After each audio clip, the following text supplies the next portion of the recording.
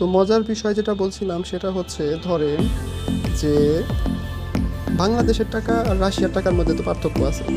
আবার বাংলাদেশ থেকে ডলার কিনতে যে টাকা খরচ হয়, রাশিয়া থেকে ডলার কিনতেও কিন্তু সে টাকা খরচ হয় না, একটু কম বেশি হয়, একটু না অনেকটাই কম বেশি হয়। সো সেটার কম্পারিজনটা আমি আপনাদেরকে এই ভিডিওতে দেখাবো। মজার বিষয় যেটা সেটা আমি আপনাদেরকে এটাতে দেখাবো। ধরেন যে আমার কাছে 100 রিবেল আছে, রিবেলটা আমি সেট আপ করে নিই, রাশিয়ান রিবেল। ওকে, এটাকে যখন আমি ইউএসডিটিতে কনভার্ট করবো তখন দেখেন ওদের 100 টাকাতেই $1 দিচ্ছে, 1.19 আর কি। আর এটা যদি বাংলাদেশে লাগে, বাংলাদেশ থেকে আমাদের ডলার কিনতে কত টাকা লাগে? 123 টাকা লাগে। 123 টাকা দিলে আমরা $1 পাই।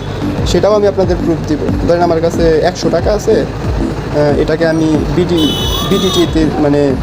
বিডিটি থেকে ইউএসডিতে কনভার্ট করলে দেখেন 0.82 দিতেছে।